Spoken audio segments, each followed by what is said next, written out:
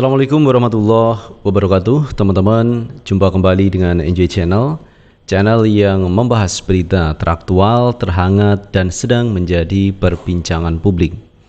Sahabat Enjoy Channel, makin hari ini makin dekat dengan gelaran Pilpres di 2024, dan beberapa kandidat calon presiden sudah melakukan pertemuan-pertemuan berkoalisi untuk mengusung calon presiden. Kalau kita lihat perkembangannya, seperti Pak Prabowo Subianto ini sudah melakukan koalisi dengan Gerindra, kemudian PAN, Golkar, dan Demokrat. Ini koalisi yang cukup gemuk dibandingkan koalisinya Pak Anies maupun Pak Ganjar Pranowo. Dan sisi lain, Pak Anies ini didukung oleh 3 partai politik, yaitu Nasdem, kemudian PKS, PKB. Sementara Ganjar Pranowo didukung yaitu PDIP dan P3 mendukung Ganjar maju di 2024. Nah, kalau kita lihat perkembangan per hari ini teman-teman mengenai calon wakil presiden, ini memang Ganjar belum menentukan siapakah cawapresnya. Demikian juga dengan Pak Prabowo Subianto belum menentukan calon wakilnya. Namun di beberapa media sudah disebutkan bahwa Gibran Rakabuming Raka ini calon kuat menjadi pendamping Pak Prabowo Subianto. Karena itu kemarin itu ada beberapa warga yang melakukan gugatan di MK menguji undang-undang pemilu supaya calon presiden atau wakil presiden itu usia minimal di 35 tahun, bukan di 40 tahun. Karena usia Gibran ini di bawah 40 tahun.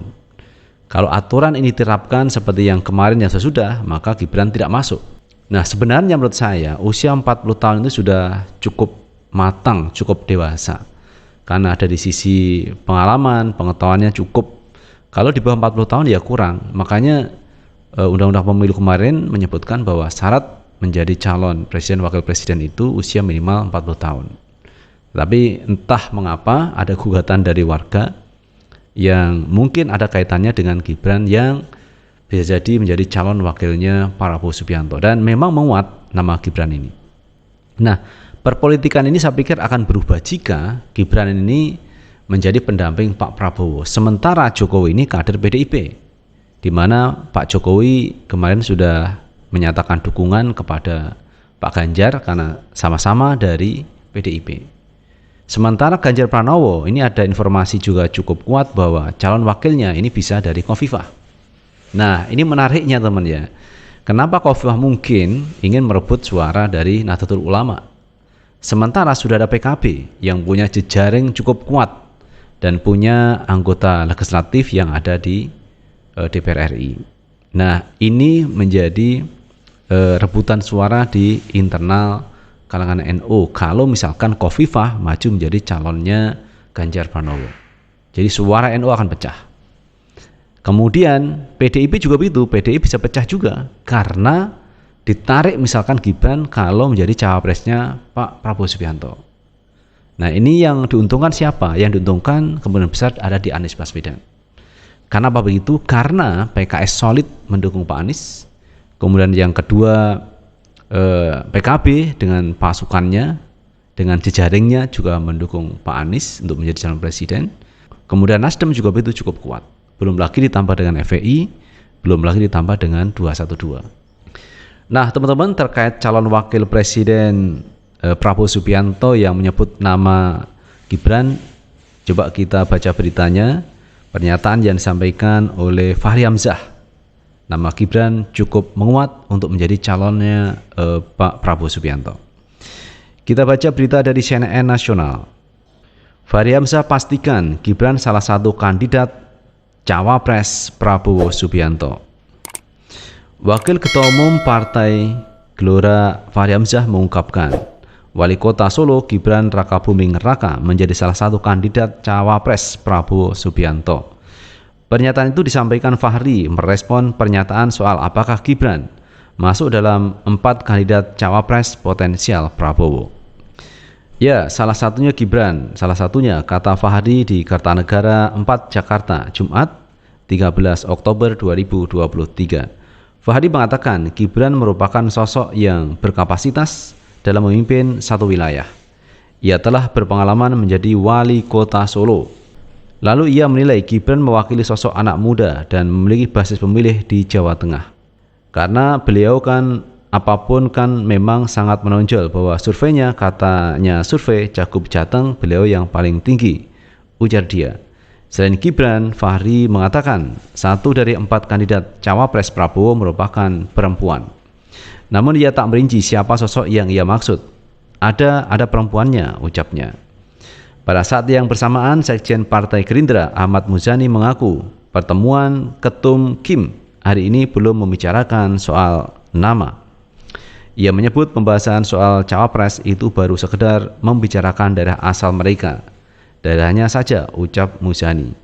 Usai pertemuan Ketum hari ini, Prabowo mengungkapkan kandidat Cawapresnya telah mengerucut ke 4 nama. Prabowo menyebut keempat sosok itu masing-masing berasal di luar Jawa, Jawa Barat, Jawa Tengah, dan Jawa Timur. Malam hari ini sudah mengerucut menjadi 4 nama. Yang bisa saya sampaikan, 1 calon dari luar Jawa, 1 dari Jawa Barat, 1 Jawa Tengah, dan 1 Jawa Timur, kata Prabowo dalam konferensi pers. Prabowo mengatakan dalam pertemuan hari ini masing-masing ketum parpol koalisi menyampaikan pandangannya.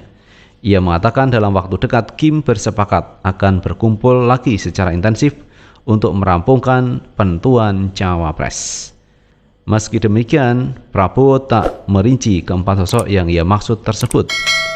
Jelang Pilpres 2024, Prabowo telah mendeklarasikan diri sebagai calon presiden. Kim, ia jauh ini didukung oleh 8 partai.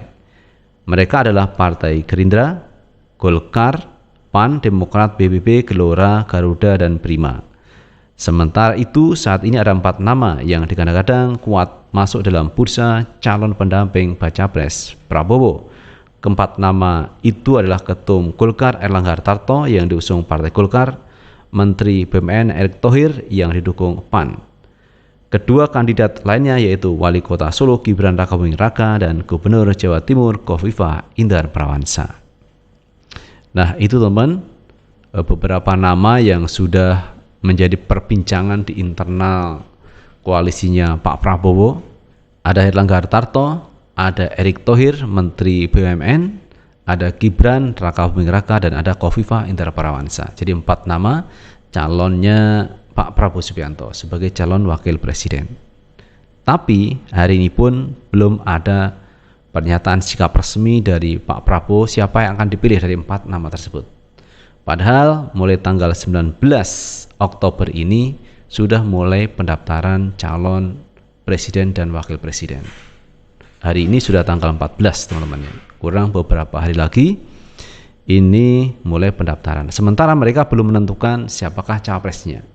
Dan kalau kita lihat Pak Anies sama Muhaimin Iskandar ini sudah jauh-jauh hari sudah mendeklarasikan diri menjadi calon presiden dan wakil presiden.